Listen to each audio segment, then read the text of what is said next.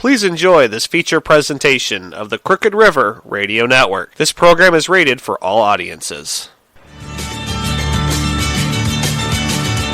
Hello, and welcome to Picture This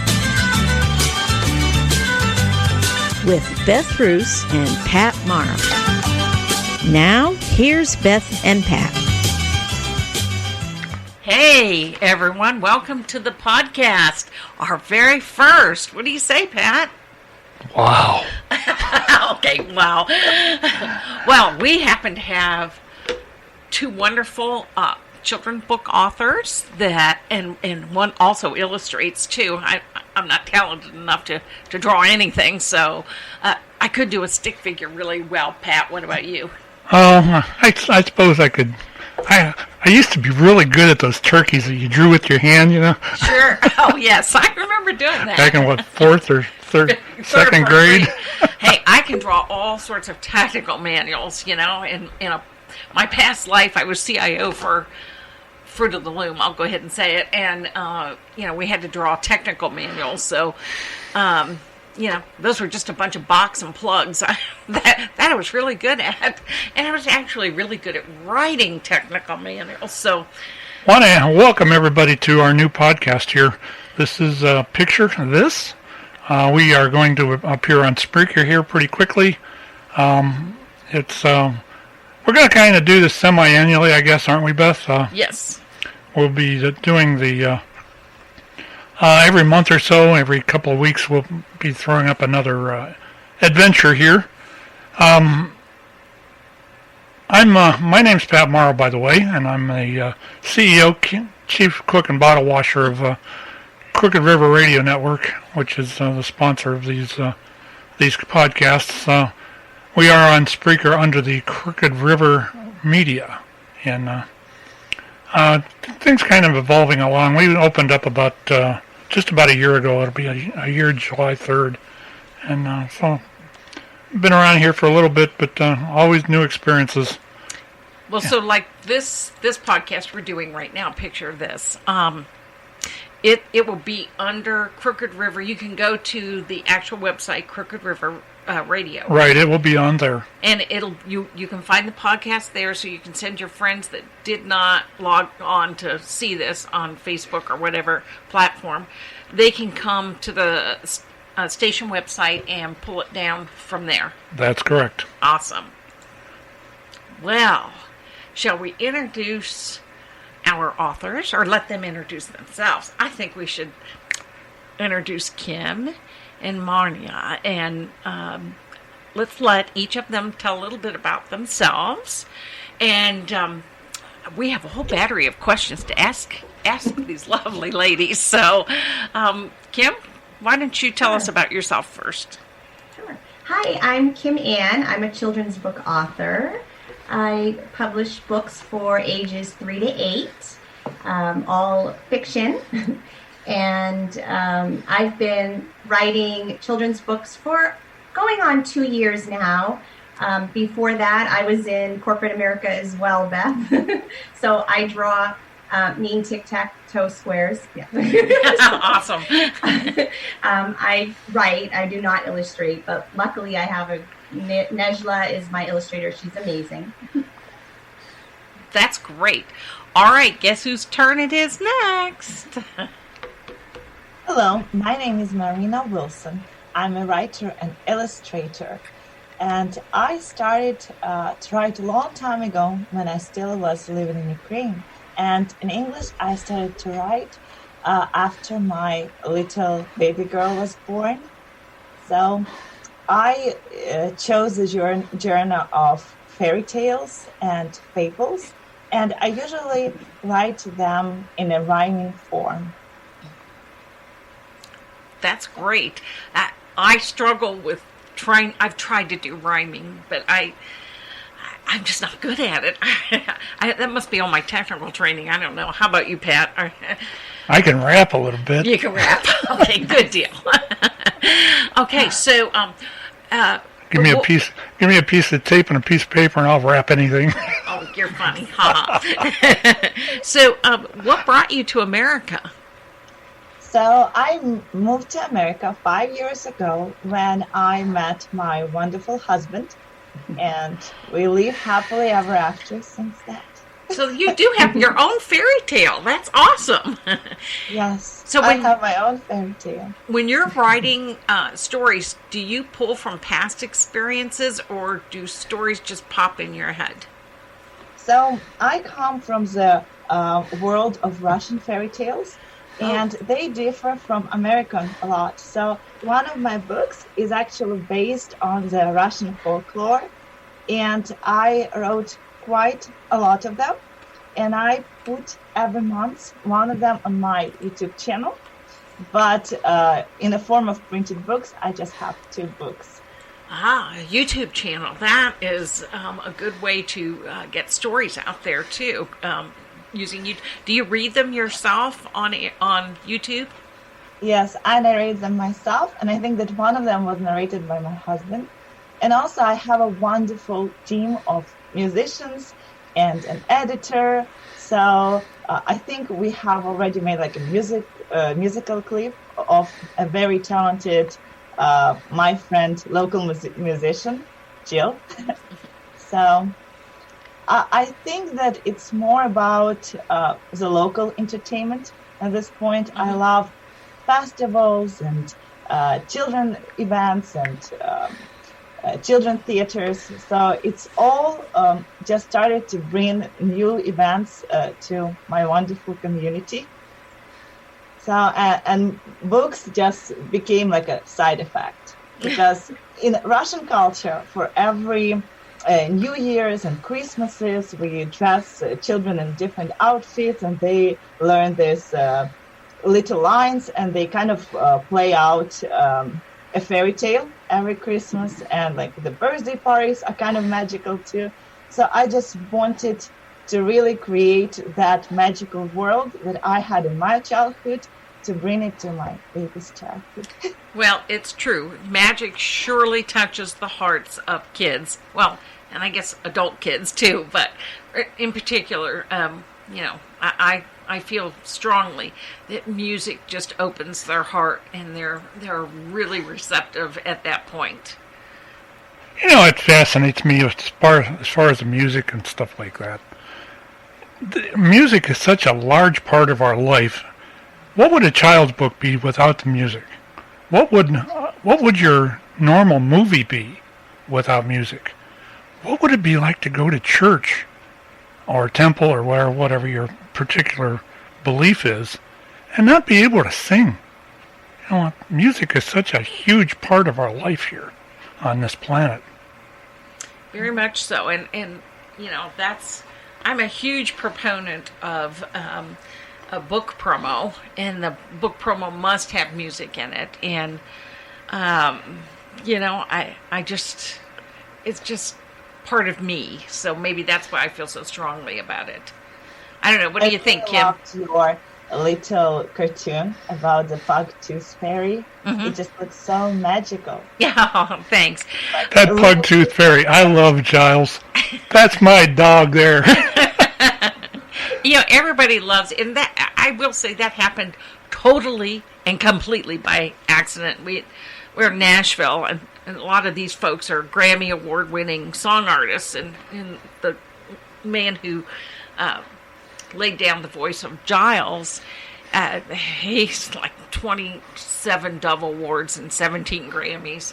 Ian Owens, he was part of the Imperials gospel group, but at any rate, he was waiting for his turn, and he's standing at the mic, and you know, he's reading over the lines, but he wasn't reading, he was singing the lines, you know. And I guess that's just, a song artist does that. And I'm listening to it, and I said, I did not direct that one. I said to the director, Jason, what's he doing? And he goes, I don't know. And it was like, oh, okay, can we ask him what he's doing?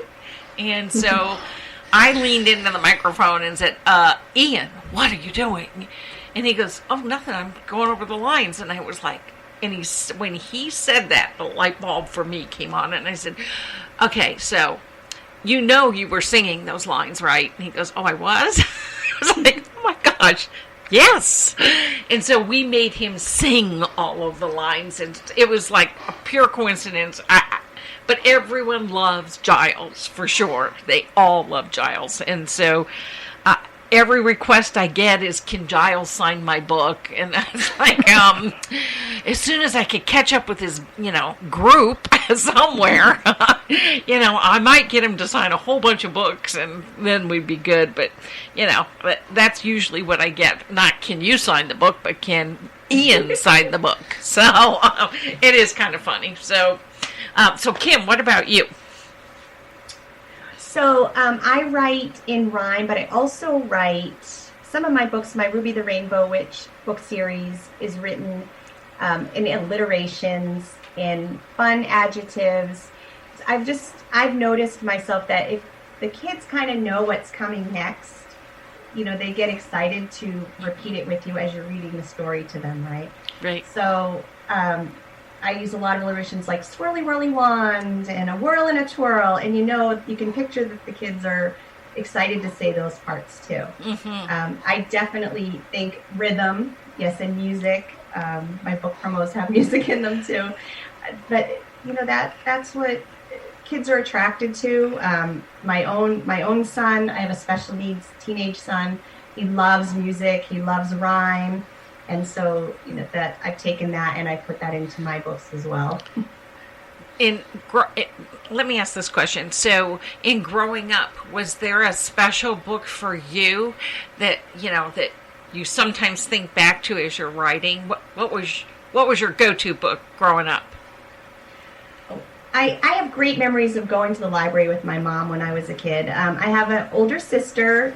She's 3.5 years older than I am. And my dad, there was the four of us. But on Saturdays, a lot of times my mom and I would walk to the library and get children's books, and I would get lots of books. And I think that's why reading was so important to me growing up. Like most authors, I think we all have a special place for Dr. Seuss, Green Eggs and Ham. Mm-hmm. I never get tired of that one. I read that one pretty much every day to my son still. Oh. Pat, what was yours? Do you remember the bookmobile that used to go around? You knew I was going to bring that up, right? Yeah, I remember that bookmobile. So, what was your favorite book as a little tyke? I can't really remember that I had one in particular. Of course, that was back in the age of Sanscripts. Oh, stop. The Anunnaki came to visit you, right? That's right. Okay, good deal. Well, I have to say Aesop Fables was... Oh, yeah, definitely. Definitely for me. Our generation was more cartoon-based than anything else. Well, and I loved Bugs Bunny. My son loved Winkin', Bilinkin', and Nod. I swore if I had to read it one more time to him, I would have just thrown up. But, and then my daughter was opposite. She loved Pokey Little Puppy. Wow, Pell Mell, Tumble Bumble, and it was a lot of that type stuff. And she could never, I'd have to read it 3 or 4 times every night before she went to bed. So that was hard. I was so glad when she was done with Pokey Little Puppy. So, I don't know. What can I say? Hey, Kim, I noticed behind you have some cutouts. Yes. And those are super cool. Do you use those like when you go out and read to daycares or libraries? I mean, they're such a good marketing tool. Yes, I do take them everywhere I go. I've done some readings at like Barnes and Noble. One of my favorite, shout out to Coach Tony and Coach 2. They have a little after school program in summer camp, and I go there and I read quite often. Author visits, I bring them, book signings. But I have one for pretty much each of my characters, as well as I have stuffies made. I have large stuffies that for myself, and then a couple of my books have small plushies to go with them as well. Mm-hmm. Yeah, those are great tools. I do those when I'm doing giveaways. I mean, I have one book that was really hard to find, a big blue herring. Try to find one of those plushies. So those are tough. But yeah, those are great tools. What other tools for the folks that are, kind of new to being an author would you suggest for marketing? I mean, how would you tell them to gear up for marketing? Right. So marketing, I think, is a tougher one for most people. I have coloring sheets for all of my books that are available for free download on my website. And does Najla do those for you as well? So what we've figured out is, Nejla sends me pencil sketches of all the pages of the books prior to adding the color and make sure she's on the right track, which she always is. But and so then we use those later to turn them into coloring sheets. So that's been, kind of neat because it's not really any extra work for her. Right. And the kids love them. So if I do a book reading, then I leave coloring sheets, also stickers. Oh, stickers. Lots of stickers made. Yeah, that's a good idea. Yes. So, and that's an inexpensive way for authors, like for Goldie, the puppy book. I actually made the sticker exactly like this without my name on it, but it looks just like the cover of the book. And so if you hand those out and the kids take them home, the parents see it, it's really easy for them to find your book later on Amazon or Barnes & Noble or wherever they buy their books. So I do have stickers for all of my books as well. And I did have bookmarks made, which I'm having some updated because a couple more books have come out since then. But anything like that. So if I go to a school to do a reading, then I leave a packet for the teacher with coloring sheets, bookmarks, stickers.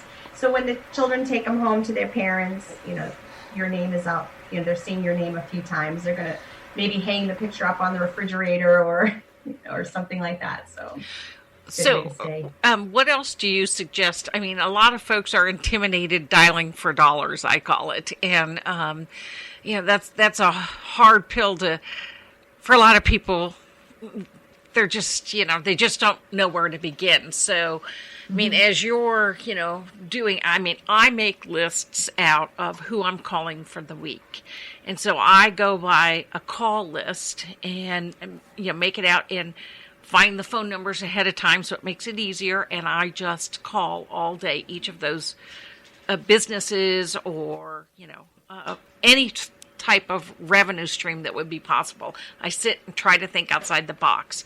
Is that what you do, Kim?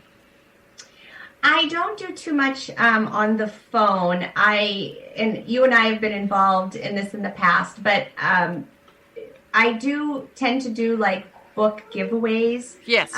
Free ebook downloads. Yes. I partner with other authors. We've recently did one on all fairy tale based books. We got 8 authors together and we put an offer out on social media, LinkedIn, Twitter, Instagram, Facebook, just anywhere that we can think of, if I'm missing any off the top of my head, sharing them in groups, Facebook groups for homeschooling. I mean, right now, parents are become homeschool teachers. Lots of them have. So we're offering them, some new books to download. Most authors you can go to the author's website, get coloring sheets. I have like word searches and crossword puzzles that are age appropriate, on the website. So that is something that the parents or teachers can take back to their students. It's a way for us to give back to them and also give them some new ideas. And it's great to expose kids to new authors. I mean, indie authors, we run the gamut of what we write about, right? I mean, you can think it, someone's probably thought about it and written a book about it. You bet. That's exactly right. So the key is to make it unique so it's not like the other one. So, yes. So Marnia, how do you... It sounds like you stay local and that you deal a lot on a local, regional level. So how do you go about marketing your product? Actually, I'm not really very local. Like every time when I travel somewhere, I just take a couple of days of my vacation to go to the smaller bookstores. Like just before all this virus situation, I spent quite time in California. So I went to Promenade and I just attended local children theaters and bookstores and things. And I'm just saying, you can purchase some of my product, put it in your store, and then I can fly sometime later and we can make an amazing event with music and giveaways and things. And like the same thing I do it locally here in Wisconsin. I made a lot of friends with people who own bookstores, who own some kind of children facilities. Right. And of course, as being a mom, I just take baby to all the possible events, not to unassemble my house into bricks. So it's dance classes, music schools, daycares, play areas. So I think that when you have your own children, you just know so many people and they just talk about you all the time. And another thing is as collaboration. I very much love taking someone else's dream to write a book and just make it true. So just a week ago, the book that I'm doing about a little pug, it's actually for one of my clients in Florida, and he had the dog for a long time, and then he wanted to do a book about it. So that's how I will have a local co-author to go to Miami Book Fair later. So it's more about just making friends and connections and being likable. I love the idea of helping others and embracing, a co-author. I just love that idea. And in fact, I have a new book coming out, Davy and Firecracker, that is the same thing. This guy, he had bought, when I was a kid, I lived on a horse farm, and they bought one of our colts from us. We warned them about him. He liked to bite. And so, but at any rate, they thought they could, fix him. Anyway, long story short, his name became Firecracker for a reason. And he saw me on Facebook and could see that I was an author and reached out to me and asked if, he could help. He wanted to do a book about Firecracker. And so I'm co-authoring Davy and Firecracker. So it is kind of funny, but it feels good to help other people. And I would have never guessed in a million years I would have done that, but it was fun. And he has a different opinion on what the illustrations should look like. And, I wanted to make them more comedic. So, that required, maybe a different type of illustrator than what I typically use. So we'll see what happens. But it was a fun experience. I don't know, have you ever done anything like that, Kim, where you've helped somebody who is an aspiring author and really needs help? I help a lot of people now. I haven't co-wrote a book with anyone, or I haven't done any ghostwriting really, but I get lots of messages. Yeah, I'm sure. From people you knew when you were little to other authors and author groups that, maybe like, hey, who illustrated your book? Or, do you have an editor that you like? Or, sure. Or, how do you print? Where do you print? I get lots and lots of questions, and I'm totally happy to help people with those things. It'll be interesting. Maybe someone will ask me to co-write a book with them sometime. That would be fun. It's a different experience. That's for darn sure. So, what can you say? The people that you've left long ago. For me, it's long ago. Huh? You over there, Pat? You're with me. He was actually in my graduating class. So, so we're both old. We are. So our friends were from a long, once upon a time ago. And so to see them resurface is always fun. So I hope that happens for both of you, for sure. So do you have any, either of you have any ambition of maybe presenting any of your books to like a Disney, for it to be made into a film? Disney doesn't work with other authors. Yes, they do. They just picked up my books. Really? Yeah. So Don't ever, unless you know that and you heard it from their mouth, don't believe other people. But yes, they've taken 3 of my books, and so they're making 2 into one is being made into an animated weekly or not weekly, animated daily show for Nickelodeon, and then the other 2 will be feature films. So yes, Disney does take scripts. You'd be surprised. that's so amazing. We're very happy for you. Well, see, you should be happy for yourself now that you know this. So I encourage everybody to submit their work to network. You never know who's going to see it, and it's just, a lot of it's luck. I am here to tell you, a lot of it is luck. Finding the right person. Now, for me, I financed my own movies. So, I didn't have to have a Kickstarter or anything like that. I financed it myself. And it's a lot easier to sell something, once it's already produced and you have, Hollywood people in your film. But they're going to take my films and start all over again, except for Giles. They are keeping Giles. And it's funny because that's the one that's going to be a daily show on Nickelodeon. But I said, I don't think Ian's going to give up singing his gospel stuff for this. But I could be wrong. It wouldn't be the first time. But so I encourage everyone, if you would like to see any of your films, take the book and submit it. Because you never know what can happen. And that also goes for your local stations. Look, I submitted Jimmy Paul the Pug Tooth Fairy to my local station, and when she read it on air. I could not believe it. I'm still in shock. And she did such a good job. This newscaster did. I saw that. She did a fabulous job, and I kept saying, did I write that in my book? Is that my book? I had to go get the book and look and see because she made it sound so great. So obviously she's better at voiceover than me, but she was very animated. So I encourage you guys to step outside the box and take a risk. The worst that can happen is no, big deal. So no, let it roll off your back and keep submitting. No one is going to be a better advocate for your product than you. So I encourage everyone to, if that's your dream and you'd like to see that, yours be made into an animated film, go for it.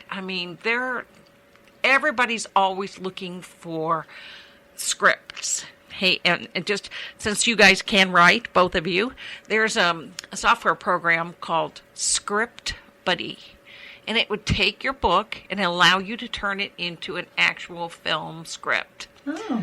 So, if you have the slightest inclination to take one of your products and give her a try. I think Ruby the Rainbow Witch, it's something I've thought about for her. She's such a cute character. Yeah. And you have a series of it, so that makes it even more inviting for a Disney. So, yeah, you should. Marnia, because you are so into music, and obviously so is Disney, and that was a big plus for all of my films was the music, and a lot of it was original music. They loved it, and so I think if you would do some reading of your book with the music and such,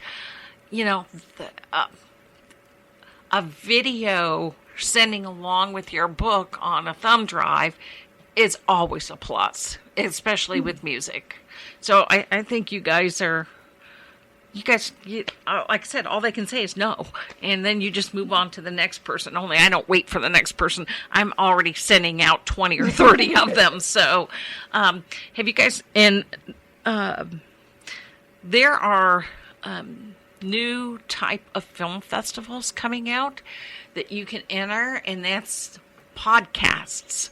So you could film reading your book with music and stuff and enter it into some film festivals for better recognition, maybe the step before you mail to a Disney or a Nickelodeon or, one of those, ABC, NBC, Netflix, all of them are looking for original content. So I would suggest maybe that step first and see what type of reaction you get. I don't know. What do you think, Pat, over there? The podcast thing would be an interesting thing here. As far as if you're an author and you read your book, you audiolize your book, you could actually put it out in a podcast and people would be able to hear it as the author had intended it to be heard. And I think that'd be a plus in anybody's book. Well, unless it's like someone like me reading. I'd rather have Jamie Sullivan read my book. It was so much better. You did pretty well with that. Oh, well. Even if you took and discussed the book as you were doing the podcast. Yes. There's a lot of, I know of several one-person podcasts that are out there. Yeah. Including one that I carry here on the Crooked River. Is that the Dave? Yeah, Dave Canyon. Yeah. And he does his own podcast while he's driving home from work.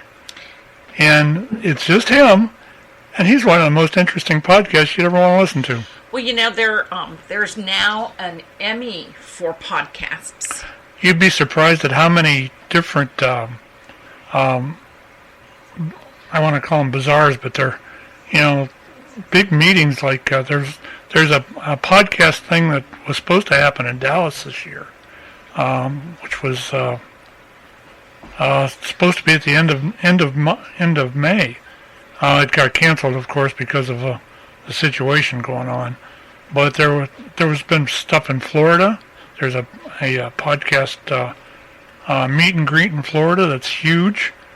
This is the kind of stuff, and it's another avenue for you to advertise your book if that's what you do. Film festivals are huge right now. That's what. These are like podcast festivals. Yeah. Well, I'm saying do both, and the more you're out there, the more widely recognized your product is, which hopefully equates to sales. So, unless you're not in it for sales, I don't know anyone like that, but okay, there has to be somebody out there like that.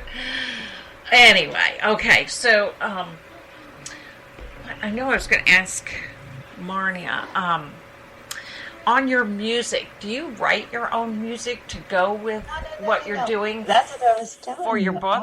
I can't sing. I have a musician friend who does it, but I do the animation and I do the illustrations and I write everything. Okay, so yeah, in original music is the easiest because then you don't have to buy licenses for using someone else's music. And I had someone ask me why they couldn't, in something they were doing, why they couldn't just use some classical music because anything over 100 years old is free. Well, yes, that's true, but the symphony who recorded it a year ago is not 100 years old. So, in this litigious, United States, you kind of have to really be careful. And I've seen books, too. I don't know who the author was, but when I saw it, I couldn't believe that was his cover because the character looked like Sully. I was like, boy, Disney sees that, you're in trouble. And guess what? Disney has deep pockets. So you'll be on the losing end of things. So, I'm always careful. And I don't know, Kim, how you feel. Your characters all look, well, except for Santa and Mrs. Claus, your characters all look original, but Santa doesn't count. So, so I noticed you're really careful about that. We are, when I talked to Nejla about new characters, like with Goldie, I actually gave her pictures of Goldie. The Amber Fairies, I gave her actual pictures. But for example, like the unicorn book that's coming out, we always say like original character. And we talk about like kind of an idea, like if you want it more cartoony or how I want it, like little rounder shapes or sure. or more like horses. Sure. But then I always say, like, we have to make sure, like, please make sure this doesn't look like any Disney unicorns or Right. Anything. We try to be really safe with that, because I hear what you're saying. I've seen other books out there, and sometimes a character looks really similar. So I really try to be careful with that. I think we all have to do our due diligence with And that. you'd be amazed at the reach of Disney. I know somebody that had some small chocolate figurines of Snow White and the Seven Dwarfs. They used to have a store over here on Portage, Beth. They're about 8. Yep. They had a candy store there, and Disney got wind that she had those figurines, and they sued her, and they closed that store down. Wow. Yeah, they take things very seriously. So, that's why they're looking for original content, because, I don't know why it's just so easy to make, and not knowingly thinking it's Not something knowingly, like that. right. Yes. I mean, Because so I think, it kind of pops into your head. You see it one way, and you don't remember that maybe you saw it Yes. in a book or yeah, something like that. exactly. It's just innocent. So, let's talk copyright. So, how do you go right to the Library of Congress yourself and do it, both of you, or do you take the method? I mail it to myself and think that's going to be okay.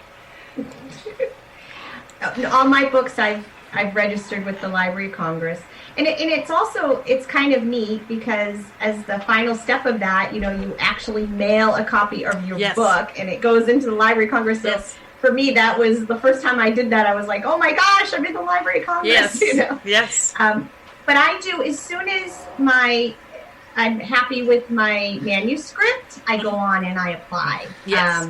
Just to secure that. And so, and then I just make sure, that I follow up with that. But all my books are definitely copyrighted, and I have an attorney that did like my trademarks and stuff too, because Right. once it starts taking off, you write the first one, you're like, you wonder if anyone's going to want to read your stuff, but then it starts to take off. Like last week, 3 of my books were on the bestseller list for Amazon, 3 of them in 1 week, and so then I'm like, okay, maybe I need to take take extra steps, Right. and get trademarks, and especially like we talked about, if you want to do some animation or thing. I think Ruby is a super cute character, and I think there's lots of kids that would like to see that as a show maybe someday in the future. Now, So I say cover all your bases. Now, how's that going to work for you? Because does your illustrator turn over all her rights to you, or because that seems to be a big controversy I'm reading a lot about on some of the writing sites. Yes. So, yes, I own the rights to all of the images. When Nejla and I first started to work together, I asked if that was a problem, and it was not. And she did sign something that, also an NDA, right? Non-disclosure for people who don't know what that is. So she signs an NDA, and then she signs over all the rights. But when I copyright and trademark, those are mine. Yeah. But that's why, you need to pay your illustrator. I know I see a lot of people out there like, maybe you could just draw something for me, and, I'll pay you later or something. Yeah. Like, it's a professional relationship, Yes. So you get a contract with your illustrator, or if you're an illustrator with your author, whichever way that works for you. And, you pay them well for their talents. Yeah, exactly. That's so important. And, if you're willing to cut corners on that, we're, believe it or not, as children authors, we're visual storytellers. So the importance of quality is very important. And Marnia, you're so lucky you do it yourself, because I know. And like every time I do it for someone else, I'm very well compensated. Yes, yeah, exactly. These people who think they should get 15 illustrations, and a cover for, $500. I like roll on the floor, and I can't help myself. My fingers start typing before my mind says stop. And I was like, you got to be willing to pay $3,000 to $5,000. 3 being minimum, $3,000, not $500. Are you kidding me? So, it's interesting. People have no idea, I guess, I actually did a couple projects where I was paid. Like usually I charge like around that. Yes. But like sometimes, and if I see someone and I really, really, really like the project and the person is really, really broke, sometimes I say like, I'll do it for you. And like for very little money, and sometimes like even for no money. And then I always getting paid in the end. Like the people are just so thankful. Like once I did it for like $500 or something. Yeah. And then the person gave me like 700 later without like me asking it. That is awesome. I have to say I've done things like that. The last one was Michelle. I can't remember her last name, but she writes about service dogs. And this girl, boy, she has no idea how to market. I mean, she, I felt like her counselor. But at any rate, I guess I didn't mind doing it, but she's so lost. She has no idea how to even pick up the phone and talk to somebody to market her books. Her books are good. And she does chapter books. And so she loves my animations. And she's like, can't you do an animation that I can use for marketing and I don't really have to talk? And I thought, wow. Okay, wow and wow. So I did a 30-second book promo for her with, music. I had them do it in Nashville. And at any rate, and that was 3 weeks ago that I gave it to her, and I've not seen her post it at all. Oh, no. I hate to laugh, but you think you're doing something really great for somebody, and then they don't do anything with it. It's just like, really. That's important to read people. Like me, I can do something for a little money if I see that the person is so passionate, the eyes are burning, and the only thing that they are lacking is just a little bit of help. Right. But if I just see someone like not really sure or like just do it for me, like I will never do it. I know. It's the dream of the whole life. I'm a softie. I'm a pushover. Sheesh. But and Kim, Yeah, you're working with us. I know. Look at this. You're funny. But Kim, I'm sure you run into the same type thing. I mean, once your name's out there and they see you do good quality, and you probably are. You probably get the bleeding hearts too. It's hard not to. It really is. So it's hard not to, and it kind of is my personality anyway. Yes. So yeah. And I think Marnie is too. I mean, we sound like we're all compassionate and wanting. We're helpers. We're good helpers. So helpers, yes. It's just one of those things. I don't know. So I don't think it's a bad thing, especially in this day and age, right? It's a rare thing, right? So, we need to spread the kindness. Yes, for sure. So are either of you thinking about writing any tween chapter books? Because that seems to be in great need right now. I'm seeing it posted all over. I'm looking for tween books. So has that occurred to either of you to aim for a tween book? I have written like the Slavic inspired fairy tales with some of our legends and histories, and it's kind of standing on their own stories. Like they're long, they're like when they illustrate, they're like 60 pages long. But then if you read one from the middle without knowing that there is last and beginning and the end, it will be just okay because it has like a moral, the beginning, the ending. But if you read the first book, you will understand that it's just a part of the world and how it's happening, and that there is things more will happen. So like I like such kind of books. Like my favorite show is like American Horror Story. So it's like they're kind of connected sometimes, but they stand on their own. So like that was I was aiming for. That's awesome. So now. I'm probably wrong, but I've heard that with a tween chapter book, because they're really just graduating from basically picture books to a chapter book, that you shouldn't make them any longer than 5 chapters, and because a kid won't read any more than that, and then only 1 picture per chapter. So basically 5 internal pictures and a cover. Is that what you've heard, guys? I'm not an expert in that genre. And I know that it's really hard someone to make reading, but like when I do these things, it like has pictures on every page, because then you kind of, with attention span, you kind of like capturing the story. So it's like something happened and then the picture changed, and then again something happened, picture changed. But I worked with different kind of kids, and like usually the age 8 to 7, they just waiting until you're done talking, and then you can go and do something. Yes, exactly. Yes, exactly. I have two nieces like that. It's mostly like parents want kids to read, and the kids are compromising what is the least boring they're going to read. Yeah, and the least amount of words. And then German went even worse than simple English reading. Sure. Yes, I can imagine. Well, so I know what book has inspired me to take the plunge and do a tween book, which is being illustrated now. And I'm not doing, what you said, Marnie, makes sense.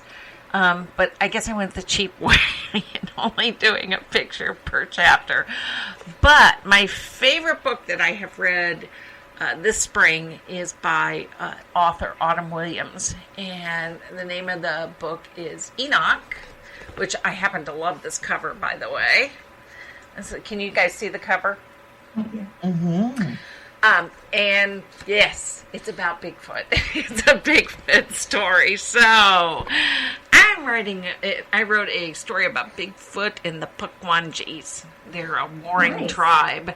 And so kind of went down the fairy tale or folklore avenue with a tween book. We'll see what happens, but I thought maybe I stand a chance of them reading it, since it's kind of, not like the typical tween stuff. I don't know. We'll see. But I am going to try it, if not just for one try, to see if I'm good at it. I'm really good at kids things, so I don't know about this tween stuff. I'm sitting there struggling for words, and my editor sure helped me, and actually I'm making her co-author because she sure added a lot of fluff verbiage that, I'm more a matter-of-fact person. I don't know. You guys sound like you're more, you can elaborate better than me. I'm more get to the fact and hurry up. So, that's the type of people I dealt with, for 30 years at Fruit of the Lobe. Can you just cut to the chase and tell me what it is? So, I don't know how we'll do, but I hope somebody else, one of the other authors I know, takes the plunge too, so we can commiserate together. So, I don't know. We'll see. So, any rate, hey Pat, he's sitting there so intently listening to this, and I know he must have questions over there. I am curious. I remember you saying one of you is in like Washington or Seattle. Was that you, Kim? Tell me where you're at first. I'm in Southern California. Okay, I'm from Massachusetts, but I live here in Southern California. Okay, and Wisconsin. Wisconsin. I'm trying to think how I sang your name. Marina. Marina. I just met I talked to a girl named Marina. Oh. You're probably too young to remember that song. We're showing our age, Pat. I'm curious. In Ohio, they just opened everything back up. I hate to do the coronavirus thing, but it always seems like when I do interviews like this, it's always that elephant in the room thing. I'm curious as to what's going on in you guys' areas and how you feel about it. And do you have any violence around you? And I know California did. I heard on the news there that they had in Minnesota, but I'm an hour and a half from there, so I don't really feel it. And yeah. What about the corona thing? Are they opening you guys back up, or did they close you at all? Or this thing's opening, but Mall of America is still closed, so no Gucci's and Pradas for us, but we're still holding good.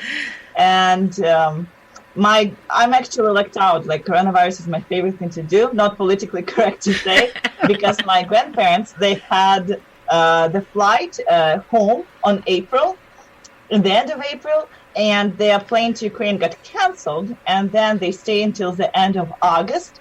So I have free living in May. Oh, that's fabulous. Almost for a year instead That's of half a year. nice. So like, I love it. I will better go to no stores and restaurants, but still work and make a lot of money and don't babysit my own baby. It sounds horrible. Well, are you learning any good recipes that you can make a cookbook with? Oh, that's grandma's thing. She's cooking, she's cleaning. I usually have some people coming over and helping me, but like, no. Has it Only affected? good things happen. Has it affected either of you sales? Would you say? And because I go to daycare centers, so it was a big impact for me, and a lot of the local bookstores were closed. So, but that's not where majority of my business is. Through big, stores that buy cases at a time. So, I don't know. Was either of you affected? Your sales? Yes, for me, I have a really good relationship with the Barnes and Noble that here in California, one of the branches near me. And so I was going in there every couple of months or whenever I had a new book, doing story time and signing books, and so they haven't been able to be open. Mm-hmm. So I think that is definitely affected. And also just I've been doing some online like book readings, but not being able to go out and hang out with the kids and sign books, and has definitely affected. I do believe though, like my ebook sales are up. Mm-hmm. And so I do believe that a lot of people are still purchasing ebooks and in paperback books or hardcover books, whatever. But I think it's definitely we're making money in slightly different ways, I think, than we were. And so I don't know if you did. I don't know if I posted this. So if I did, I'm sorry for reiterating it. But HSN is going to do a book day once a month. So send your books to HSN for them to have you on. Oh. Did I post that? I can't remember if I posted that. I don't remember if you did or not. So. Well, so they accepted my books. So if they'll take my books, they'll take your books. So please. That book is really, really great. So they're in Pennsylvania. So just look up their, DuckDuck. Their I won't say the other search engine. I use DuckDuck. So you use your search engine to find out where their corporate headquarters, package up a nice letter and your product and send it on its way. That starts in September. So they're trying to find authors for children, for tweens, teens, and adults. And adults, there's like 5 different, categories. So, but kids, there's only one. So We got about another 5 minutes. all right, awesome. So, any rate, so we're not going to get out of Kim what her new book's called. We're not going to get a preview, it sounds like. So, the new book is Where Do Unicorns Go on Vacation? That'll be coming out soon. Oh, I can't wait to see that. But, and when you were talking about whether we're going to take the plunge into, middle grade books or whatever, it's like I have so many picture books like in my mind that still need to be written. Right. I haven't finished this journey yet. So Goldie the puppy definitely needs a sequel. For sure, that needs a sequel. Your Goldie, I could so see being an anime. Dogs are so popular right now. I could so see, even for Netflix, they're looking for shorts. So I could see a 7 to 9 minute short, once a month coming out with a new one. So, of course, Netflix, I think you have to have 12 to send into them. But, you can, it's... It just depends, but I can so see this or your Rainbow Witch one doing that. Both are unique.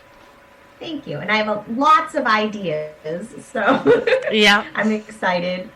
And Marnie, I have not seen yours, so but I'm feeling the music pulling me, even though I've not read yours. Just anyone who mentions they like music and they include that, in what they do, is all automatically a hit for me. So I'm going to encourage you guys to think about doing an audio, or not just audio, but, some kind of video reading with music, kids around, all that. I mean, stage it, obviously. And don't be afraid to say we need to start over. So, Pat and I sure aren't ashamed to do that, huh? So, at any rate, well, it was How about websites? Website. Yeah, want to give us your website? Sure. I'm at www.kimann.co. Kimann.co is my website, and I have downloadable coloring sheets and activity sheets on there. And there's also video versions of book readings that have music. Good. See, what you need to do is package those up, Kim, onto a thumb drive and along with your books and send those to HSN.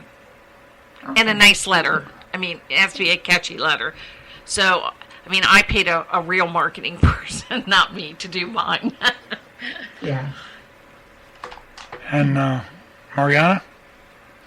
And I have a YouTube channel where I put a new fairy tale animated one every month or twice a month at Marina Wilson, just survive, Marina Wilson. And in the end of the year, I will make one single big companion fairy tale book that will include all those fairy tales. Excellent. Oh, that is such a grand idea. We can find you on YouTube. Sweet. Yes. Perfect. You package those up and send those to HSM with your books. Okay, I hate to see this come to an end, actually. This has been a lot of fun. Well, I've had a great time with you ladies. Thank you so much for being our first guinea pigs. So, Thank you. You guys are great, and I wish you guys the best of continued success in being children's authors. And branch out. Thank you for having us. That was awesome. Yeah, thanks for being here. It was a lot of fun and nice meeting you too. And as always, Beth, we'll turn it over to you to wrap it up. Thank you so much. No, I've had a great time today, and as Pat said, we'll probably do this, about every other month because we're doing a podcast on lore hunters as well. So I only have so much time, and I'm trying to write books too. What's time? So, I mean, time. Come on. What is time? I could sing you a song, but I'd like the two to, Kim and Maria to remain good friends. So, at any rate, thank you so much. If you want to be on this show, please feel free to go to Beth Roos Books or Crooked River Radio and try and find Pat's. When you find us, give us a like, give us a comment if you have any, or follow us. Yes. And if you have any friends that are authors that you think want to do this show with us, please send them our way, and we will march forward, probably once a month. Once a month? Okay. It's just hard to balance it all. He does everything. We'll get back to you. Yeah, we'll get back. But anyways, thank you again so much, and thank you to all that are listening. We appreciate your support, and Pat surely appreciates you supporting Crooked River Radio. Exactly. That's exactly what I'm here for. Excellent. Well, thank you until we meet again.